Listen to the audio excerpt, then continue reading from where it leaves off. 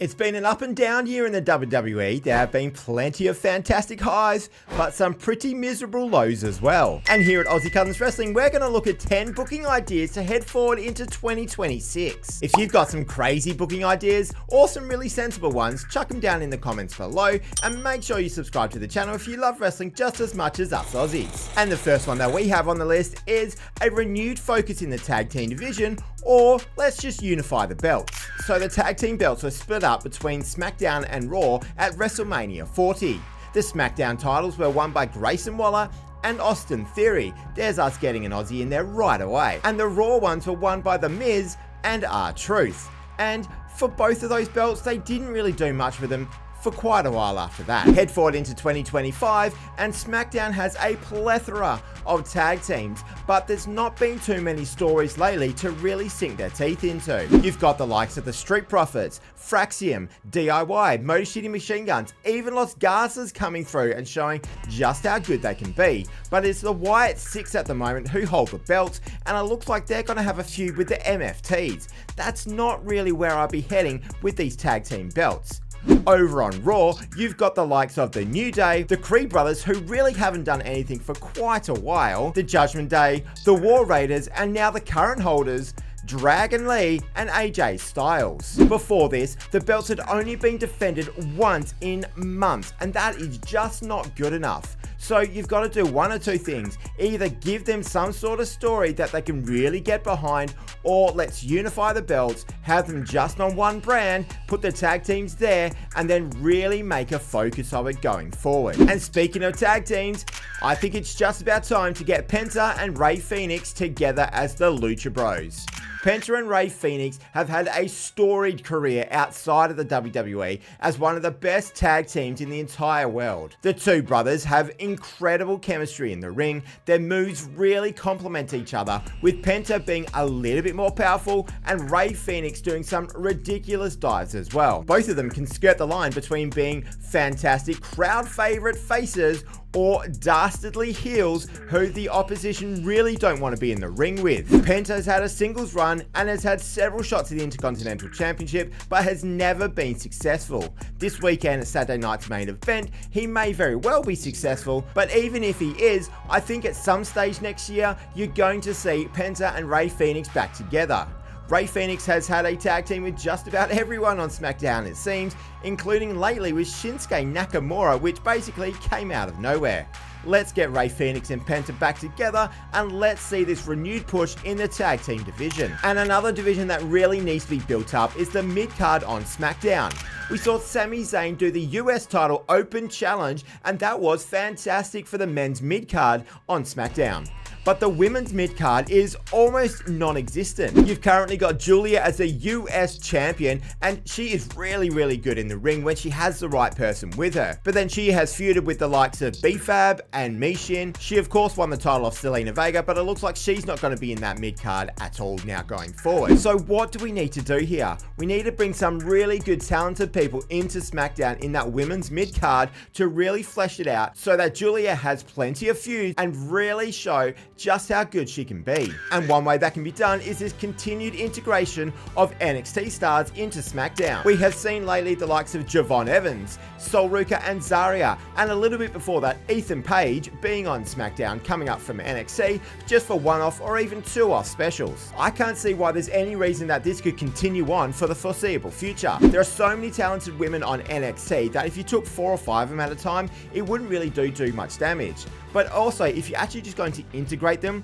so you get them to having matches on the main roster while still having their stories in NXT, I think that is a fantastic way for them to gain experience into the larger crowds. There's been talk of someone like a Lola Vice coming up and helping out Damian Priest in his battle against Aleister Black and Zelina Vega, but she could also flesh out that mid-card on SmackDown as well. Then you could have plenty of others that could join her on a temporary basis and not necessarily something they need to do full time. But speaking of women coming up from NXT into the main roster, here is a fantasy booking angle that we would love to see.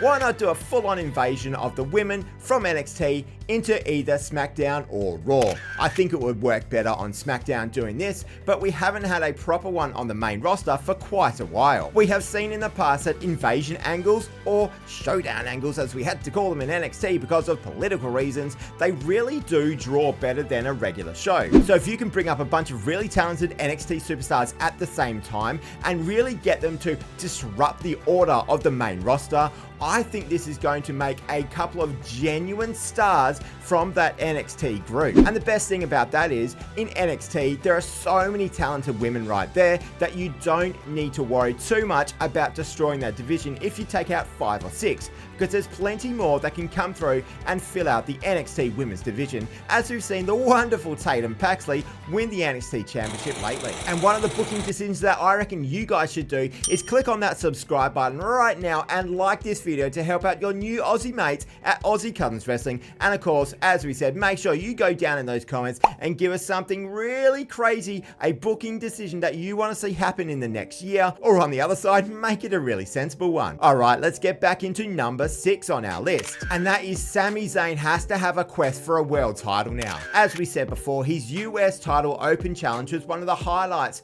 of SmackDown, and it only lasted for 7 weeks. Just about every single match was a banger from Sami Zayn, and he is more than ready to be pushed up to the world title picture. At the start of 2023, Sami Zayn was one of the most popular wrestlers in the entire industry, thanks to his split from the Bloodline and his pursuit towards Roman Reigns. He then of course got back together with Kevin Owens, and they won the tag team title belts in one of the best matches of the entire year at WrestleMania 39. So Sami Zayn is someone that the crowd will absolutely get behind if he's got the right story with him. The Royal Rumble next year is going to be in Saudi Arabia, and Sami Zayn is treated like an absolute hero there. So he should be an odds-on favorite to win that Rumble, go on to WrestleMania, and hopefully hold that world title. And another man who really deserves a renewed world title push is LA Knight. So many times this year, LA Knight has been putting in really good performances,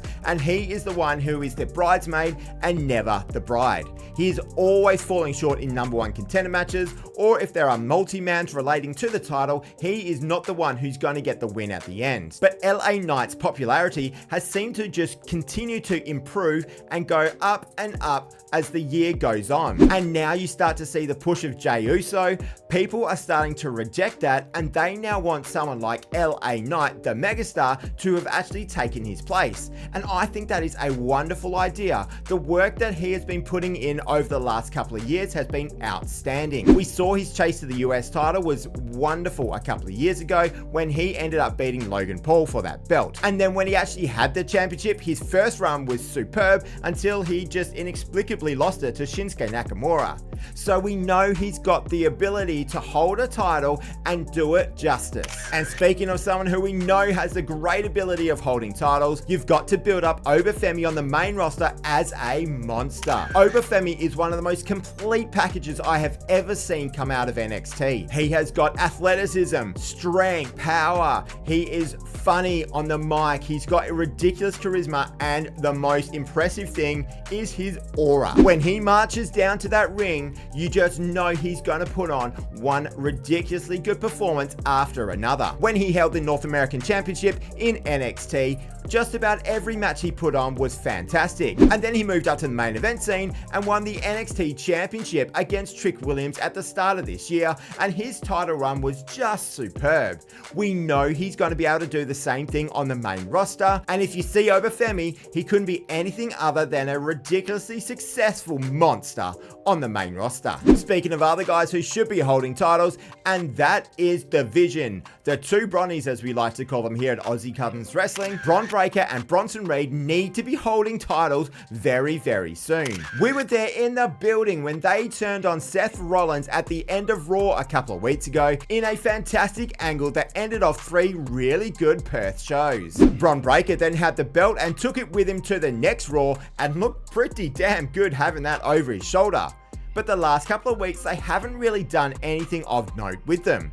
Bron Breakker did beat LA Knight, and they did say that this probably makes him a #1 contender, but he could have actually been in that match at Saturday night's main event because he's kind of lost a little bit of momentum since that really good turn. So in the course of the next couple of months, these two need to win titles, otherwise their legitimacy is going to start to fall away. And finally, let's end on a fantasy booking angle of ours.